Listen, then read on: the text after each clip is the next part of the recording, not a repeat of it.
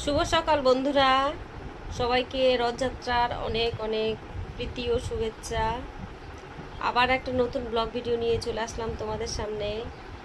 আজকে রথযাত্রার দিন। আজকে আমরা রথ মেলা দেখতে যাব, রথের দড়ি টানতে যাব। তো তোমার দাদা ভাই আর আমি যাব দুজনে। তোমরা তো সবাই জানো যে আমার মেয়ে বাড়িতে নেই, আমার মেয়ে হোস্টেলে থাকে। তো আমরা দুজনে কোথায় কোথায় ঘুরতে যাই সেই ব্লগ ভিডিওগুলো তোমাদের সাথে শেয়ার করব। আমি স্নান সেরে চলে এসেছি, একটু চুলটা শুকিয়ে নিই, তারপর আমরা দুজনেই বেরিয়ে যাব। আমি রেডি হয়ে চলে এসেছি আর তোমাদের দাদাভাই রেডি হচ্ছে ওদিকে। আর এটা হচ্ছে আমার ফাইনাল লুক। আমি চাইলে শাড়ি পরে যেতে পারতাম, কিন্তু আমি শাড়ি পরে গেলাম না এই কারণে যে অনেক দূরের রাস্তা আমরা যাব। এখান থেকে মোটামুটি 1.5 ঘন্টা মতো লাগবে যেতে আমাদের।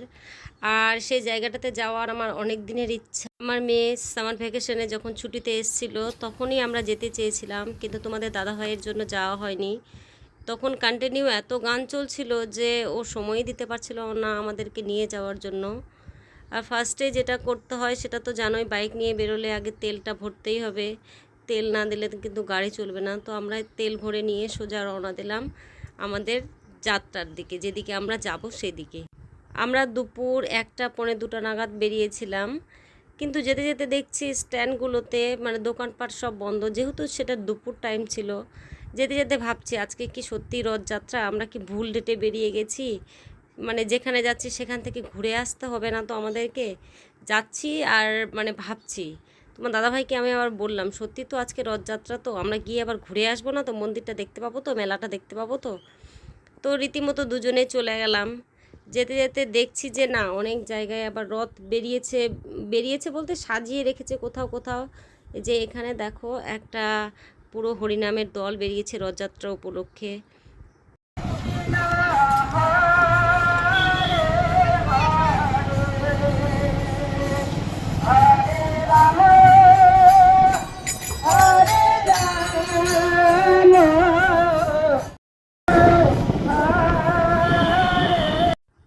ফাইনালি যখন ওই এলাকাটাতে আমরা ঢুকে গেলাম তখন দেখেই মনটা ভরে গেল। না সত্যি এখানে রথযাত্রা উপলক্ষে কিছু একটা অনুষ্ঠান হচ্ছে। এত লোকের সমাগম দুপুর টাইম, তবু এত লোকের ভিড় দেখে মনটা খুব ভালো লাগলো যে না, আমি নিরাশ হয়ে ঘুরে যেতে আমাকে হবে না। আমি এসছি যখন, আমি দর্শন করেই যেতে পারি। মন্দির তো যে কোনো সময় আসলে আমি দেখতে পেতাম, মন্দিরে এসে মানে সব কিছু দেখে যেতে পারতাম। কিন্তু জগন্নাথের যে একটা মানে সাজসজ্জা, জগন্নাথের দড়িটা নাই বা টানতে পারি, কিন্তু যে সাজসজ্জাটা, কেমন মেলা বসে, কেমন ভিড় লাগে, সেই সমস্ত জিনিস আজকে আমি দেখে যেতে পারবো। সেটা দেখেই আমার মনটা খুব আর কি ভালো লাগছে।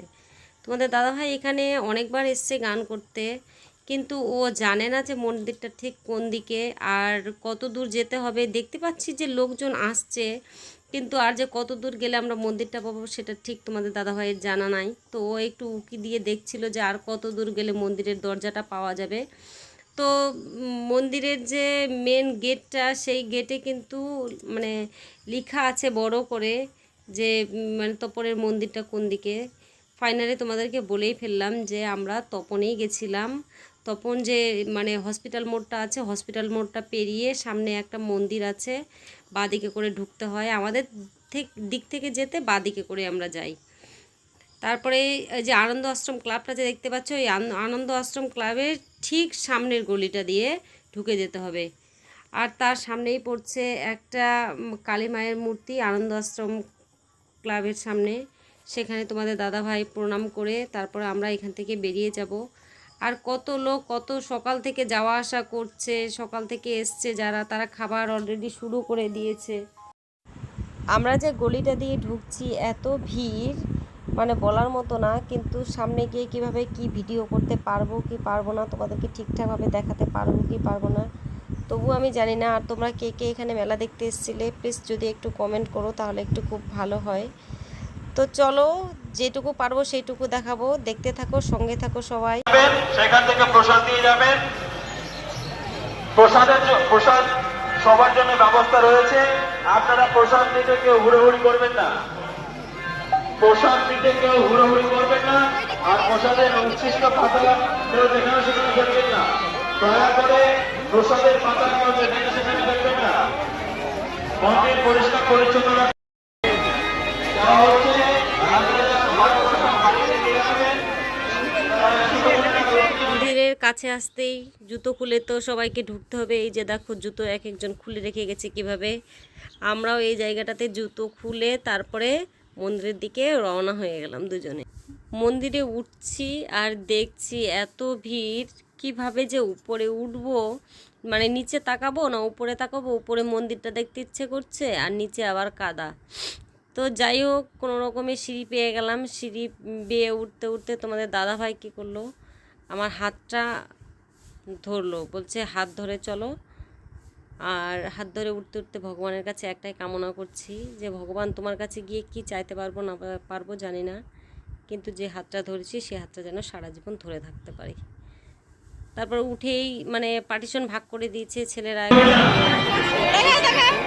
কিন্তু পার্টিশন ভাগ করলে কী হবে, যেখানে গিয়ে আমরা মন্দিরগুলো দেখবো সে মানে মন্দিরের যে মানে ঠাকুরগুলো যে আছে প্রতিকৃতিগুলো সেগুলো কিন্তু আবার একসাথেই দেখে আবার একসাথেই বেরিয়ে যেতে হবে।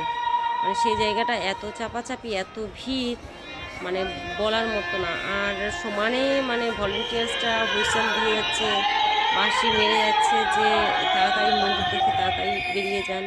ঠিকমতো প্রণাম করা তো দূরের কথা, ঠিকমতো দেখতে পর্যন্ত পাই না। তো যাই হোক যেভাবে হোক একটু দেখে তারপর সোজা বেরিয়ে যাচ্ছি। এদিকে আবার যে দক্ষিণা নেওয়ার জন্য দাঁড়িয়ে আছে, সেই ভিড়ের মাঝখানে কীভাবে পয়সা বের করবো, কীভাবে কী করবো কিছুই বুঝতে পারছি না। এদিকে মনে হচ্ছে মানে একটু যদি পকেটমার হয় তাহলে যখন তখন পকেট মেরে দিতে পারবে, এত ভিড়।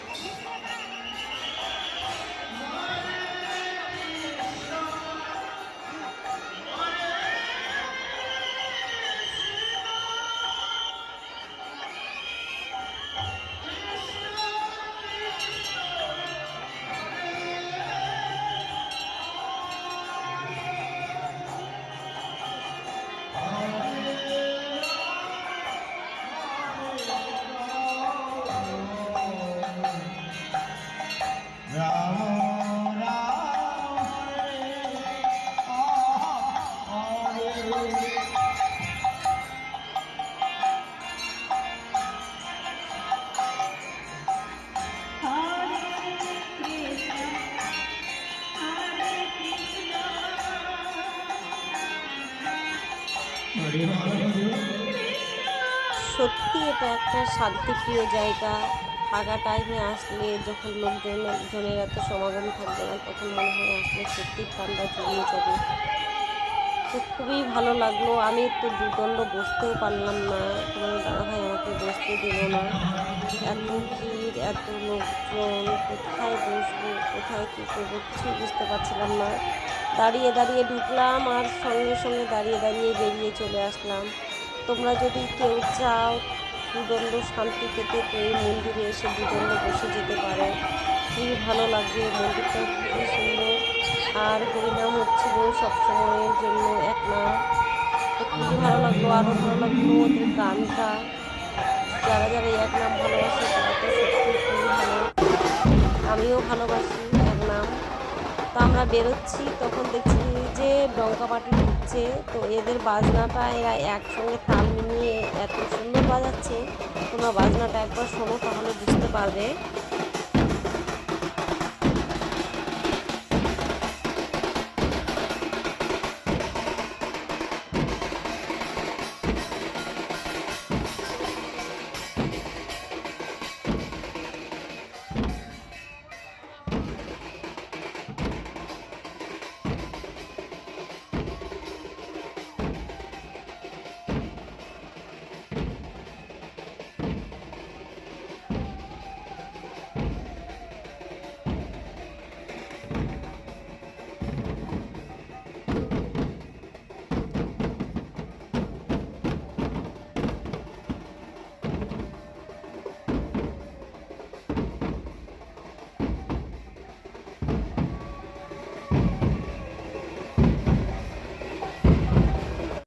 তোমরা একবার দেখো রথগুলো কত সুন্দরভাবে সাজিয়ে রেখেছে।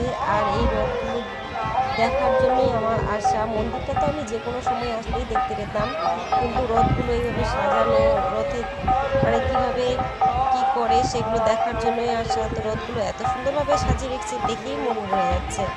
আর সবাই নিজের মনের আশা কামনা পূর্ণ করার জন্য কদম বাজছে, ভোগ নিবেদন করছে, দক্ষিণা দিচ্ছে, যে যা পারছে তাই দান করছে। আর 5:30টার সময় বেরোবে। মালাটা ধরো, মালাটা ধরো। হয়েছে নিবা না না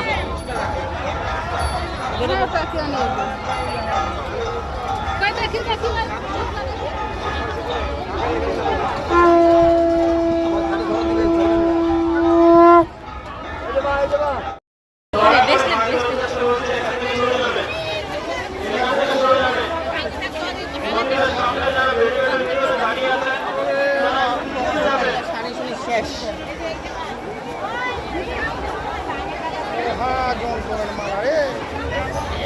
লাগবে যায় না। ভালোই লাগছে, একটা নিয়ে দিলে বুঝি ভালোই হতো। ভালোই লাগছে না? তোমাদেরকে মন্দির দেখালাম, মন্দিরে ঢোকার রাস্তা দেখালাম, তারপরে মনে করো যে মেলার যে পরিস্থিতি, আমরা মেলাতে ভেতরে সেভাবে ঢুকতে পারিনি, মানে রাস্তার পাশে কাছে পিঠে যে দোকানগুলো ছিল সেগুলো থেকেই ঘুরে চলে এসেছি। তোমাদের দাদাভাই আমাকে একটা কাঠের তুলসী মালা যে কিনে দিল। এই মালাটা অ্যাকচুয়ালি আমি আমার মেয়ের জন্য নিয়েছি, আমার জন্য নয়। আমার গলায় ছিল না মালা, দেখে তোমাদের দাদাভাই আমাকে পরিয়ে দিল। তো আমরা আর বেশিক্ষণ মেলায় দাঁড়ালাম না, ওখান থেকে সোজা বেরিয়ে চলে গেলাম খাবারের জন্য। যেহেতু আমরা দুপুরের খাবারটা খাইনি, বাড়ি থেকে খেয়ে যাইনি, আমরা সকালবেলা ভাত রান্না করেছিলাম, সেই খাবারটা খেয়েই বেরিয়ে চলে গেছি। তো আমরা ওখানে খিচুড়ি লাইন দিতে গেছিলাম, যে কোথায় খিচুড়ি ভালো দেয় সেই জায়গাটা দেখতে গেছিলাম, কিন্তু লাইনে দাঁড়ানোর মতো পরিস্থিতি আমাদের ছিল না, কেননা ওখানে প্রচুর ভিড় আর লাইনের পর লাইন দিয়ে যেতে হচ্ছে। আর প্রচণ্ড কাদা ছিল সেই জায়গাটাতে, দাঁড়িয়ে যে যাব মানে পায়ে হেঁটে লাইন দেওয়াটা, সেটা তো লাইন তো দিতেই হবে খাবার খেতে গেলে, কিন্তু পারিনি আমরা। সেই জন্য চলে আসলাম আমরা একটা হোটেলে। এটা একটা ভালো হোটেল, তোমাদের দাদাভাই বলছে যে এই হোটেলটা নাকি মোটামুটি ভালোই। তো এই হোটেলে চলে আসলাম। প্রথমে ডিসাইড করেছিলাম যে বিরিয়ানি খাবো, কিন্তু পরে ভাবলাম যে না, যেহেতু দুপুরের খাবার আমাদের খাওয়া হয়নি, তাই ভাবলাম যে ভাতই খাই। ভাত খেলে ভালো লাগবে। আর তাছাড়াও তোমাদের দাদাভাই দুপুরবেলা ভাতই পছন্দ করে, ভাত ছাড়া অন্য কিছু পছন্দ করে না। আর বিরিয়ানি, একটা শুকনা মাংস আর সেই মানে বিরিয়ানির যে ভাত, সেটা মানে ও খুব একটা পছন্দ করে না। তো চলে গেলাম চৌরঙ্গি মোড় থেকে, আমরা বাদিকে ঢুকছিলাম, সেটাই তো মনে হচ্ছে বাদিকেই, হ্যাঁ, মিষ্টির দোকানের পিছনে ছিল হোটেলটা, সেই হোটেলে আমরা ঢুকে গেলাম। গিয়ে ওরা বলছে যে মানে একটা সবজি আছে, বেশি সবজি নাই, আর একটা পাঁপড় ভাজা আর ডাল হবে, আর এমনি মাছ মাংস আছে যেটা খেতে চাও। কিন্তু ওরা রথযাত্রার কারণে আজকে বেশি সবজি বানায়নি, যেহেতু রথযাত্রা উপলক্ষে সেখানে খিচুড়ি প্রসাদ দেওয়া হচ্ছে, অনেকে আজকে হোটেলে খাবে না, তো খিচুড়ি প্রসাদই গ্রহণ করবে। কিন্তু আমরা পারলাম না, ভিড়ের জন্য আমরা কিন্তু বেরিয়ে চলে আসলাম। আর এই যে চলে এসছে আমাদের ভাত, ডাল, আর হচ্ছে একটা সবজি, মেশানো সবজি ছিল, চচ্চড়ি বলতে পারো, সব কিছু মিশিয়ে, আর পাঁপড় ভাজা, লেবু, লঙ্কা, পেঁয়াজ। তোমাদের দাদাভাই একটুও খিদা সহ্য করতে পারে না, আর ও কী বলছে সেটা একবার শোনো। না খাও।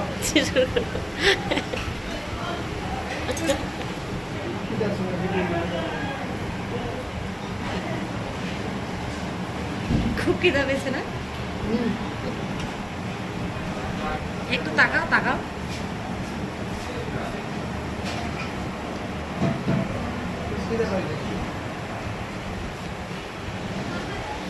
ফুল প্লেট চিকেন কত? 180 ভাত দিয়ে। ভাত সহ 180, আর হাফ হাফ 120।